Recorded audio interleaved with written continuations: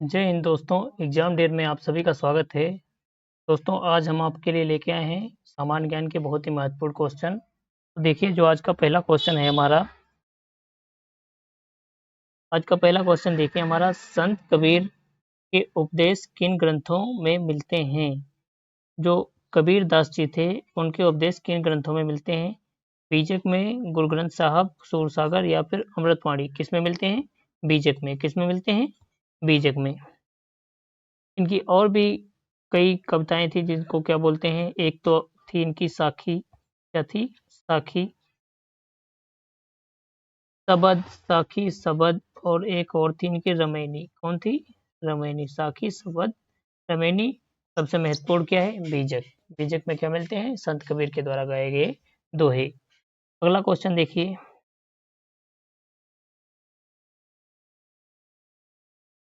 संत कबीर की मृत्यु कहाँ हुई थी। संत कबीर की मृत्यु कहाँ होती है, मगहर में। वैसे तो ये सबसे ज़्यादा टाइम वाराणसी में बिताते हैं, सबसे ज़्यादा टाइम वाराणसी में बिताते हैं। लेकिन जब मरने का टाइम आता है उससे पहले ये मगहर में पहुंच जाते हैं। ये उत्तर प्रदेश में ही पड़ता है। मगहर कहाँ पड़ता है, उत्तर प्रदेश में पड़ता है। और वहाँ पहुंच जाते हैं। वहाँ पे इनकी मृत्यु हो जाती है कब, 1510 ईस्वी में। कब होती है, 1510 ईस्वी में।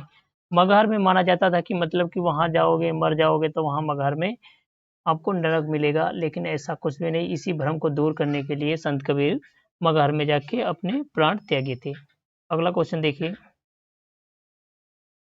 संत रविदास को किस ग्रंथ में स्थान दिया गया है।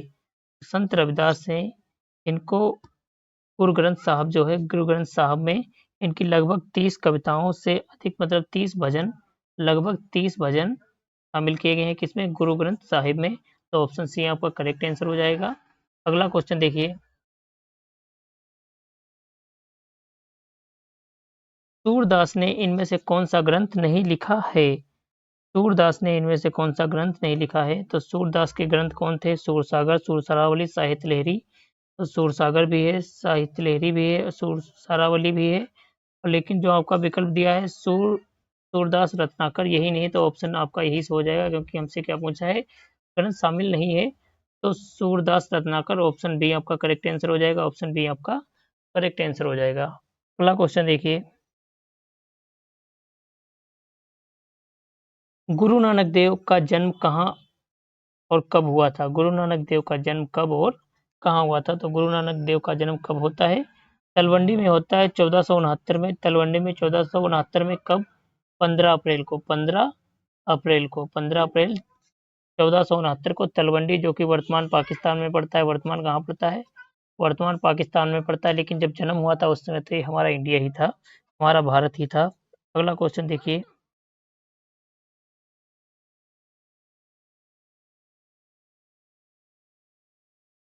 गुरु नानक देव की मृत्यु कहाँ हुई थी।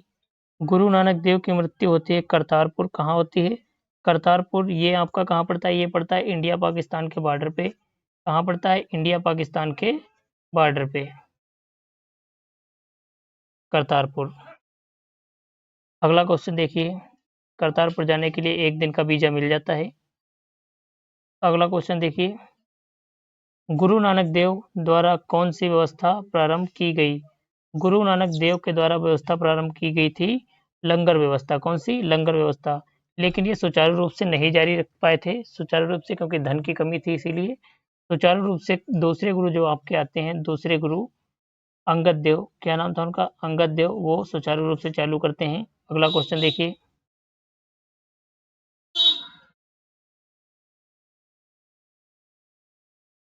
गुरु अंगद देव द्वारा किस लिपि की खोज की गई थी। तो गुरु अंगद देव के द्वारा किस लिपि की, गुरुमुखी लिपि से। सिख धर्म में गुरुमुखी लिपि की खोज करते हैं और ये गुरुमुखी लिपि में सिख धर्म के सारे ग्रंथ मिलते हैं। अंगद देव ने इसकी खोज की थी। किसने, अंगद देव ने, जो कि दूसरे गुरु थे। दूसरे गुरु थे। सिख धर्म में टोटल कितने गुरु होते हैं, टोटल होते हैं 10 गुरु। कितने, 10 गुरु होते हैं टोटल। चलिए अगला क्वेश्चन, गुरु रामदास सिख धर्म में कौन से गुरु थे। पहले, दूसरे, तीसरे, आप पूछ रहा है द्वितीय थे या तृतीय या चौथे या पांचवें। तो गुरु रामदास जो थे ये चौथे नंबर के थे। गुरु को थे चौथे नंबर के रामदास से याद कर लेना। राम कितने भाई थे? सभी को मालूम है राम 4 भाई थे, तो चौथे गुरु थे कौन? चौथे गुरु थे। और रामदास को क्या होता है? रामदास को अकबर जो था, अकबर 500 बीघा जमीन दान करता है। कितना? 500 बीघा जमीन दान करता है। और रामदास ने फिर क्या बनाया था? अमृतसर नाम का एक तालाब बनाया था। क्या? अमृतसर नाम का एक तालाब बनाया था। अगला क्वेश्चन देखिए।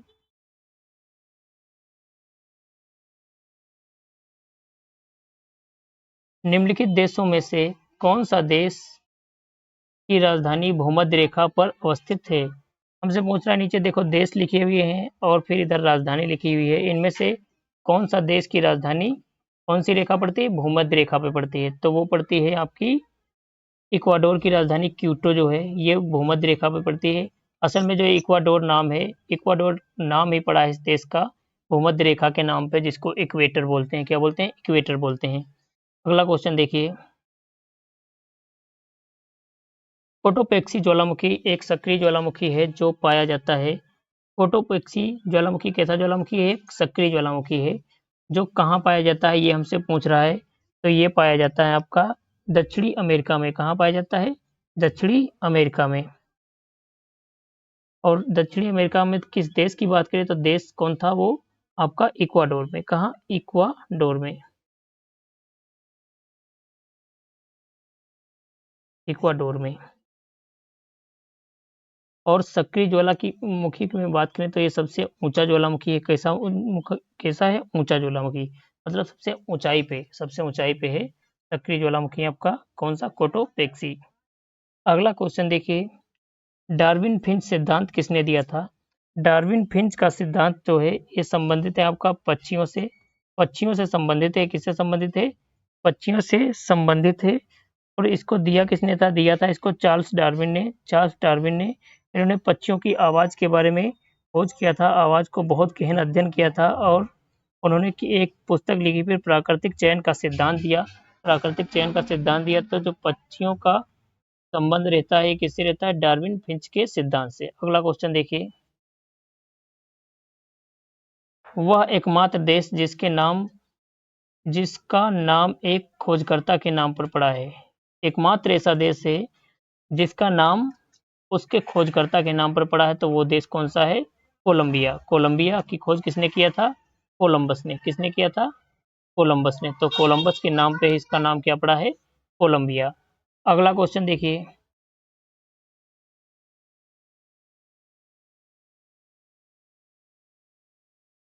निम्नलिखित में से कौन सा जलप्रपात वेनेजुएला में स्थित है? वेनेजुएला में जो जलप्रपात स्थित है उसका नाम क्या है? एंजल जलप्रपात। क्या नाम है उसका? एंजल जलप्रपात। और ये विश्व का सबसे ऊंचा जलप्रपात है। विश्व का सबसे ऊंचा जलप्रपात है। 979 मीटर की ऊंचाई है इसकी। 979 मीटर इसकी ऊंचाई है। सबसे ऊंचा ज्वालामुखी है। अगला क्वेश्चन देखिए। निम्नलिखित झीलों में से कौन दक्षिण अमेरिका की सबसे बड़ी झील है? दक्षिण अमेरिका की सबसे बड़ी झील की बात पूछ रहा है हमसे। तो जो दक्षिण अमेरिका की सबसे बड़ी झील है उसका नाम है टीटीकाका की झील। कौन सी? टीटीकाका की झील। ये जो टीटीकाका की झील है ये सब ताजे पानी की सबसे बड़ी झील है। ताजे पानी की सबसे बड़ी झील है। और मार्काइबो झील है, ये किस तरह से? ये सबसे लंबी झील है। मार्काइबो झील ये आपकी वेनेजुएला में पड़ती है और पेट्रोलियम से भरी हुई है। अगला क्वेश्चन देखिए।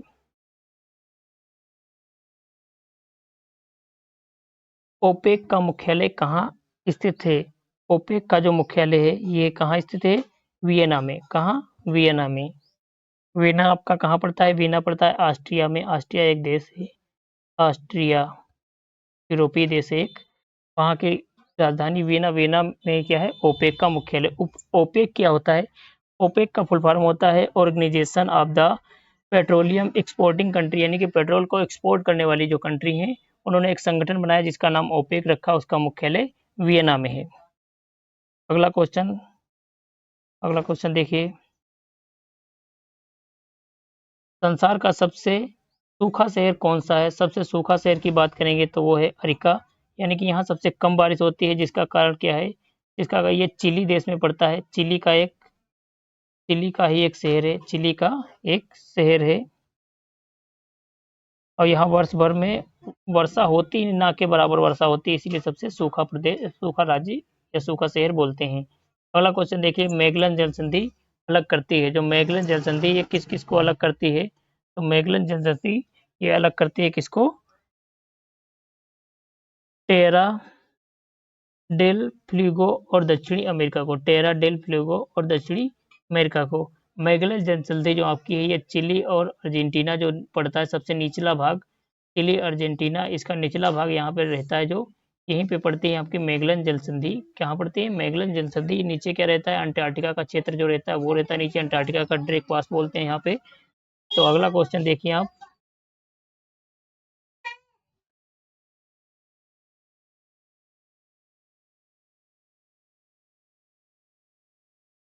उरुग्वे की राजधानी कौन सी है, उरुग्वे की राजधानी है मांटेवीडियो। क्या राजधानी है, मांटेवीडियो, और ये यहाँ का सबसे बड़ा शहर है।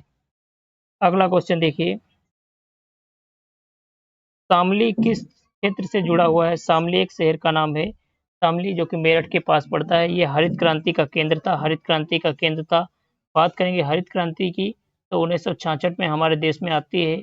एम एस स्वामीनाथन हमारे यहाँ के जो हरित क्रांति है उसके जनक थे, और विश्व में नॉर्मन बोगरल। अगला क्वेश्चन देखिए,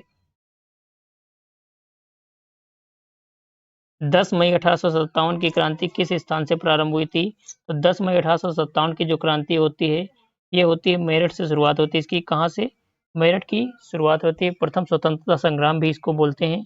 अगला क्वेश्चन देखिए, मुरादाबाद किस उद्योग के लिए प्रसिद्ध है, तो मुरादाबाद आपका प्रसिद्ध है पीतल उद्योग के लिए, पीतल उद्योग के लिए मुरादाबाद प्रसिद्ध है, और इसको पीतल नगरी भी बोलते हैं। क्या बोलते हैं इसको, पीतल नगरी।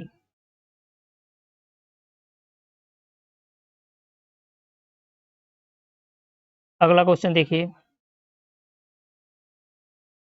इत्र नगरी किसे कहा जाता है, इत्र नगरी किसे कहा जाता है, इत्र नगरी कहते हैं कन्नौज को, किसको कहते हैं, कन्नौज को इत्र नगरी बोलते हैं। अगला क्वेश्चन देखिए, उत्तर प्रदेश का काष्ठ शिल्प उद्योग किस नगर से प्रसिद्ध है, तो काष्ठ शिल्प जो उद्योग होता है ये सहारनपुर, सहारनपुर। काष्ठ शिल्प क्या मतलब क्या होता है इसका, लकड़ी का उद्योग, लकड़ी का उद्योग, इसे वुड क्रॉफ्ट सिटी भी बोलते हैं। क्या बोलते हैं, वुड क्रॉफ्ट सिटी बोलते हैं। अगला क्वेश्चन देखिए, कालीन उद्योग के लिए प्रसिद्ध नगर कौन सा है, तो कालीन उद्योग के लिए जो प्रसिद्ध नगर है उसका नाम है भदोही। क्या नाम है उसका, भदोही कालीन उद्योग के लिए प्रसिद्ध है, और भारत में सबसे बड़ा कालीन का उत्पादक भी यही है, भदोही।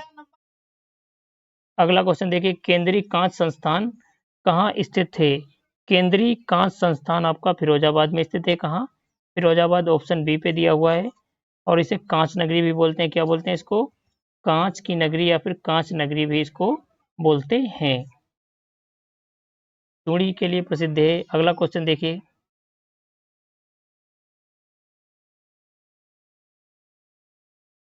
अलीगढ़ किस उद्योग के लिए प्रसिद्ध है, तो अलीगढ़ आपका ताला उद्योग के लिए प्रसिद्ध है। किस लिए, ताला उद्योग के लिए प्रसिद्ध है, और इसको भी क्या बोलते हैं, ताला नगरी। क्या बोलते हैं, ताला नगरी।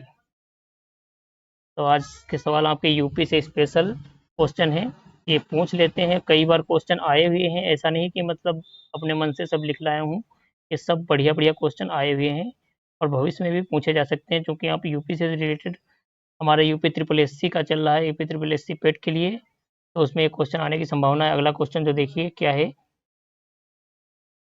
बनारसी साड़ी के लिए प्रसिद्ध शहर कौन सा है, बनारसी साड़ी के लिए प्रसिद्ध शहर का नाम है वाराणसी। क्या नाम है इसका, वाराणसी।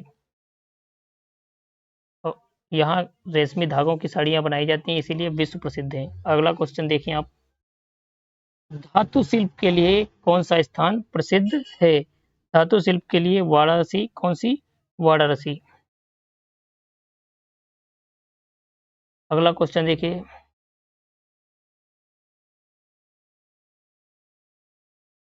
इलाहाबाद का प्राचीन नाम क्या था?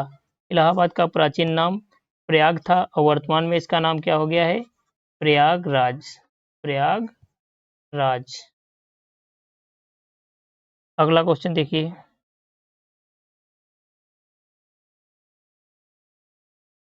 सब भारत की सबसे बड़ी उर्वरक फैक्ट्री कहाँ स्थित है? भारत की जो सबसे बड़ी उर्वरक फैक्ट्री है वो आपकी गोरखपुर में स्थित है। कहाँ स्थित है? गोरखपुर में स्थित है। कहाँ? गोरखपुर में। यहाँ इफ्को और एफसीआई, इफ्को आप लोग सब लोगों ने देखा होगा, IFFCO इफ्को, और एफसीआई एफसीआई जैसी बड़ी उर्वरक कंपनियां हैं, उनकी इकाइयां यहाँ पर फैक्ट्री हैं। अगला क्वेश्चन देखिए। लखनऊ का प्राचीन नाम क्या था? तो लखनऊ का प्राचीन नाम था लक्ष्मणपुर या लक्ष्मणपुरी, लक्ष्मणपुर या फिर लक्ष्मणपुरी। ये अवध की राजधानी थी। कहाँ की राजधानी थी? अवध की राजधानी थी। दुधवा राष्ट्रीय उद्यान किस जिले में स्थित है? तो दुधवा राष्ट्रीय उद्यान हमारा है, जो हमारे उत्तर प्रदेश के लखीमपुर खीरी जिले में स्थित है। लखीमपुर खीरी जिले में स्थित है, जहाँ के हम निवासी हैं। और लखीमपुर खीरी जो है आपका उत्तर प्रदेश का सबसे बड़ा जिला है। सबसे बड़ा जिला है। बड़ा जिला है। यहाँ से टोटल 8 विधायक जाते हैं। 8 विधायक जाते हैं आपके। अगला क्वेश्चन देखिए। सीमा बनाता है नेपाल से हमारी। अगला क्वेश्चन आप देखिए, इकोनॉमी से जुड़ा हुआ क्वेश्चन आ गया। अप्रत्यक्ष कर का उदाहरण क्या है? अप्रत्यक्ष कर का उदाहरण, नीचे 4 विकल्प दिए हैं, इनमें से एक जो है अप्रत्यक्ष कर है। तो वही हमसे पूछ रहा है कौन सा है। सीमा शुल्क जो होता है ये आपका अप्रत्यक्ष कर होता है। क्या होता है? अप्रत्यक्ष कर। और अप्रत्यक्ष कर होता क्या है? जो मतलब लगता किसी और पे है और भुगतान उसका कोई और करता है। अगला क्वेश्चन देखिए। कौन सा कर व्यक्ति की आय पर सीधे लगाया जाता है? व्यक्ति की आय पे जो कर सीधे लगाया जाता है उस कर को बोलते हैं निगम कर। क्या बोलते हैं? निगम कर। या कंपनियों के लाभ लाभ पर लगता है, और ये अप्रत्यक्ष कर होता है। निगम कर के साथ कर होता है, प्रत्यक्ष कर होता है, अप्रत्यक्ष नहीं प्रत्यक्ष कर होता है। जीएसटी किस प्रकार का कर है? तो जीएसटी जो है आपका ये अप्रत्यक्ष कर है। कैसा कर है? अप्रत्यक्ष कर है। जीएसटी कनाडा से लाया गया था। कहाँ से? कनाडा मॉडल पर आधारित है। और कब लागू होता है हमारे यहाँ? 1 जुलाई 2017 को। संविधान संशोधन को होता है, इसके लिए संविधान संशोधन होता है, 101वां संविधान संशोधन होता है। अगला क्वेश्चन देखिए।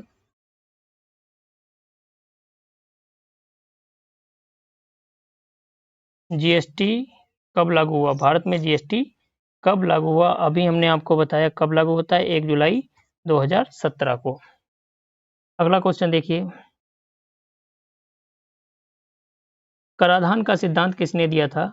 तो कराधान का जिन्होंने सिद्धांत दिया था उनका नाम है एडम स्मिथ। क्या नाम है उनका? Adam Smith. Adam Smith. और ये आधुनिक अर्थशास्त्र के जनक कहलाते हैं। क्या कहलाते हैं? आधुनिक जो आपकी अर्थशास्त्र है उसके जनक। आधुनिक अर्थशास्त्र के जनक। और इनकी पुस्तक कौन सी थी? तो द वेल्थ ऑफ नेशन इनकी पुस्तक है, जो कि कराधान के 4 सिद्धांत देती है। अगला क्वेश्चन आइए।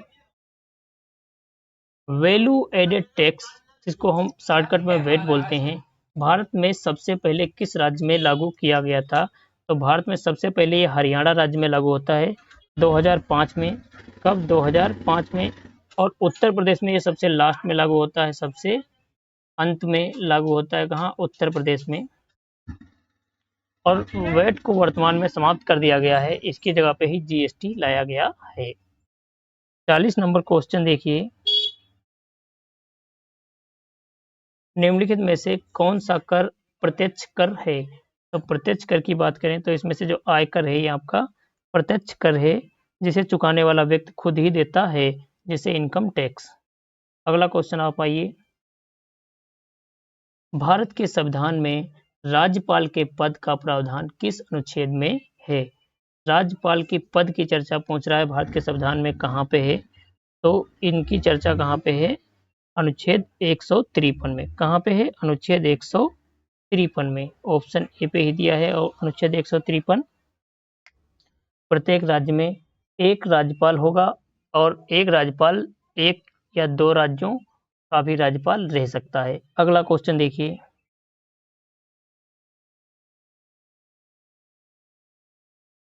भारत में राज्यपाल की नियुक्ति कौन करता है? तो भारत में जो राज्यपाल की नियुक्ति कौन करता है?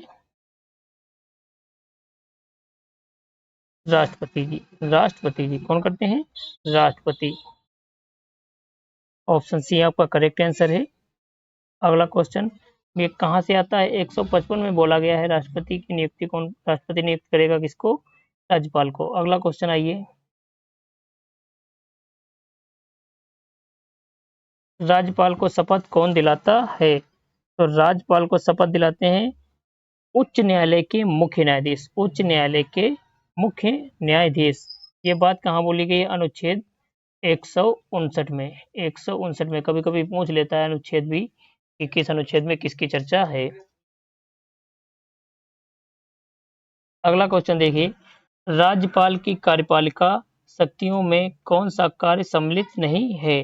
तो देखिए, मुख्यमंत्री की नियुक्ति राज्यपाल करता है, विधानसभा का सत्र भी राज्यपाल बुलाता है, विधेयक पर हस्ताक्षर भी करता है, लेकिन मृत्युदंड को माफ नहीं कर सकता है। तो ऑप्शन डी आपका सही हो जाएगा। मृत्युदंड को माफ केवल कौन कर सकता है? भारत के राष्ट्रपति जी। अगला क्वेश्चन देखिए, राज्यपाल का कार्यकाल कितना होता है? तो राज्यपाल का कार्यकाल होता है, राष्ट्रपति की इच्छा पर निर्भर करता है, यानी कि राष्ट्रपति के प्रसाद पर्यंत होता है। राष्ट्रपति के प्रसाद पर्यंत होता है।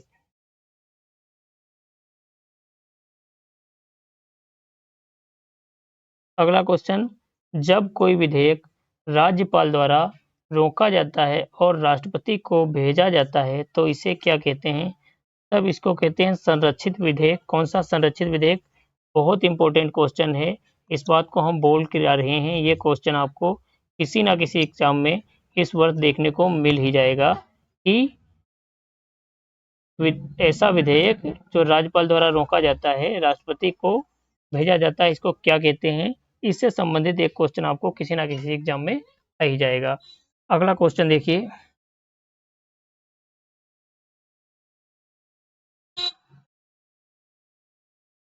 सिरोको पवन किस मरुस्थल से उत्पन्न होते हैं और किस प्रकार की वर्षा कराती है?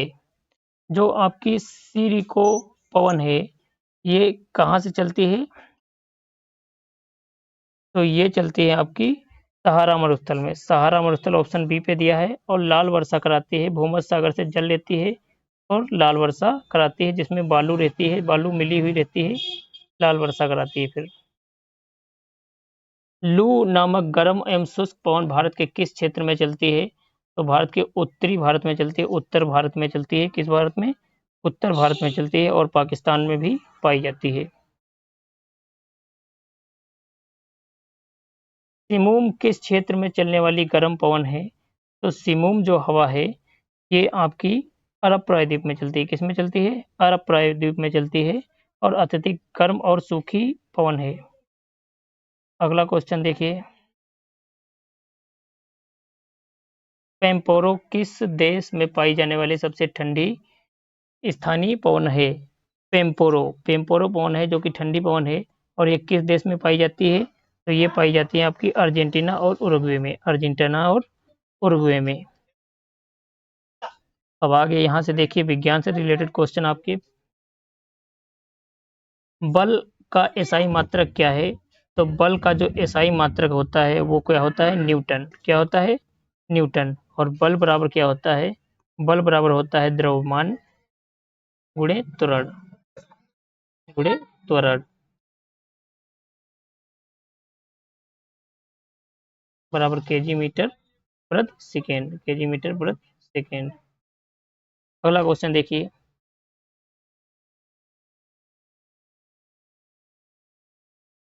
ऊर्जा का सीजीएस मात्रक क्या है? तो ऊर्जा का जो सीजीएस मात्रक होता है वो अर्घ होता है। क्या होता है? अर्घ होता है। ऊर्जा का सीजीएस मात्रक क्या होता है? अर्घ होता है। और 1 जूल बराबर 10 की पावर 7 10⁻7 अर्ग के बराबर होता है। अगला क्वेश्चन देखिए, कार्य का मात्रक क्या है? कार्य का मात्रक क्या है? कार्य का मात्रक होता है जूल। क्या होता है? जूल। अब कार्य बराबर क्या होता है? कार्य बराबर बल गुणे विस्थापन। क्या होता है? कार्य बराबर बल गुणे विस्थापन। ऊष्मा का पारंपरिक मात्रक क्या है? ऊष्मा का पारंपरिक मात्रक कैलोरी होता है। क्या होता है? कैलोरी। ऑप्शन सी पे आपका दिया हुआ है, कैलोरी होता है। और एक कैलोरी बराबर कितनी होती है? एक कैलोरी बराबर कितनी होती है? 4.184 जूल। 184 जूल। अगला क्वेश्चन देखिए, चिकन पॉक्स किस वायरस से होता है? तो चिकन पॉक्स का वायरस जो है उसका नाम है वेरिसेला। वेरिसेला ऑप्शन सी पे दिया हुआ है। ये क्या होता है? चिकन पॉक्स में त्वचा पे छोटी छोटी फुंसियाँ जैसी हो जाती हैं, इन्हें बोलते हैं चिकन पॉक्स। खतरनाक बीमारी है। अगला क्वेश्चन देखिए, छोटी माता भी बोलते हैं इसको। सार्स रोग किस वायरस से संबंधित है? जो सार्स रोग होता है ये कोरोना वायरस से संबंधित है। किससे संबंधित है? कोरोना वायरस से संबंधित है। और ये तंत्रिका तंत्र को प्रभावित करता है। अगला क्वेश्चन देखिए, डेंगू का वैकल्पिक नाम क्या है? डेंगू का वैकल्पिक नाम है हड्डी तोड़ बुखार। क्या नाम है इसका? हड्डी तोड़ बुखार। और किसके कारण होता है डेंगू? मादा मच्छर होता है, मादा एडीज मच्छर। मादा एडीज मच्छर। अगला क्वेश्चन देखिए, ट्रेकोमा किस अंग को प्रभावित करता है? जो ट्रेकोमा होता है ये रेटिना को प्रभावित करता है। रेटिना आपकी आंख में पाई जाती है, रेटिना को प्रभावित करता है। आंख में सूजन जैसे लगने लगता है बाद में। अगला क्वेश्चन देखिए, पीलिया का कारण कौन सा वायरस है? तो पीलिया का जो कारण है उस वायरस का क्या नाम है? हेपेटाइटिस। क्या नाम है? हेपेटाइटिस। ऑप्शन बी पे दिया हुआ है। किसको प्रभावित करता है सर्वाधिक? सर्वाधिक प्रभावित करता है आपके लीवर को, यानी कि यकृत को। किसको? यकृत को। अगला क्वेश्चन देखिए, चिकनगुनिया रोग का पहला मामला कहाँ मिलता है? जो चिकनगुनिया रोग फैला था इसका जो पहला मामला होता है ये तंजानिया में मिलता है। कहाँ मिलता है? तंजानिया में मिलता है। एल्फा वायरस से होता है। किसके? कौन से वायरस से? एल्फा वायरस से होता है। एल्फा वायरस से होता है। हड्डियों में दर्द हो जाता है इसकी वजह से। आज का लास्ट क्वेश्चन देखिए, मस्तिष्क की झिल्ली में सूजन को क्या कहते हैं? मस्तिष्क में जो झिल्ली है इसकी सूजन जब हो जाती है उसको बोलते हैं मेनिनजाइटिस। क्या बोलते हैं इसको? मेनिनजाइटिस बोलते हैं।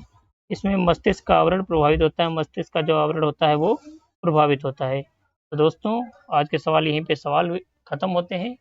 और वीडियो अच्छा लगा हो तो लाइक कीजिए। मिलेंगे कल की क्लास में। धन्यवाद। और हाँ, एक बात, अगर आपको जैसे कल वन लाइनर दिए थे वो पसंद आए हों तो वो बता देना, अन्यथा हम इसी प्रकार के बहुविकल्पी देते रहेंगे आपके लिए।